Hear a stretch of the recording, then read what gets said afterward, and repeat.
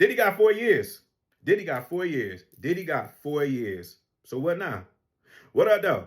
We all been paying attention to the Diddy trial for the past year and some change. And about a few months ago, Diddy was actually found guilty when it came to engage in prostitution, transporting, but he was found not guilty when it came to racketeering and sex trafficking. Well, the prosecution wanted Diddy to serve the entire 11 years, while the defense wanted Diddy to serve 14 months with time already served. Therefore, he would have been able to get out on that Friday of his sentencing.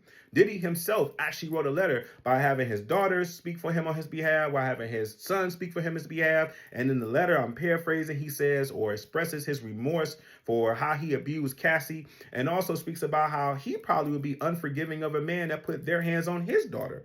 And he also talked about how he lost his way. Well, the judge heard all of that, and the judge gave Diddy 50 months, which is the equivalent of 4 years, and also a $500,000 fine. Was that enough? I'm not the person here to say that, but my biggest question again is, what is that now? What does that do for the bad boy legacy? What about the story of the intern that went to go work for Uptown Records only to go start his own actual label with Notorious B.I.G., Faith Evans, 112, Craig Mack, and all these legacy artists? The guy that went on to become a fashion mogul. The guy who I spoke on several platforms about how his influence is the reason why I went to Howard University, because he's the only person from the culture that I've ever heard talk about or brag about why going to college is the reason why he's successful. A black college at that. What does this change? It does nothing without help or without work. This is a prime example of what happens when bad behavior goes unchecked, especially for decades. If you are sitting across from me right now and your attitude is, this is just another attack on a successful black man, or what about Charlie Sheen and them, then you are strongly missing the point of reality and accountability.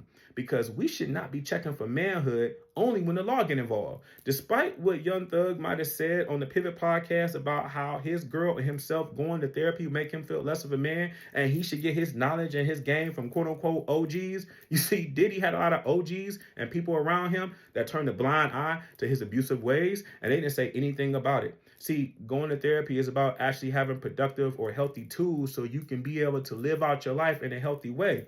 But if we don't have these discussions and challenge with this idea of what manhood may be, something that was curated by a ruling class of individuals that decided to say, this is how you should live, if we're not willing to engage in that and be honest with ourselves, they're not willing to grow. Because manhood, we need to be able to discuss it. And I'm not talking about going to the strip club where they got wings. I'm not talking about going to the church to hear some outdated scriptures. And I'm definitely not talking about us online having a 50-50 argument about who going to pay the light bill when both of you are broke and both of you are rich.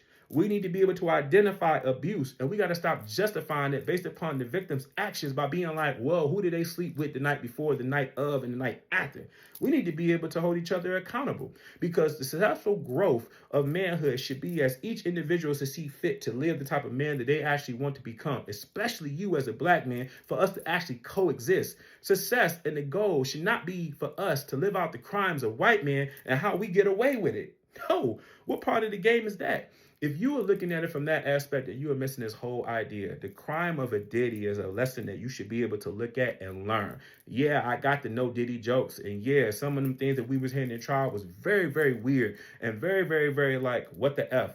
But ultimately, if we don't hear the cries of those victims, or if we don't understand that someone like Diddy, as magnificent as his legacy was and how it has been, if we don't understand how we can look at that situation and be able to educate ourselves so the next generation can live better, then we have definitely failed, and we are definitely not being men.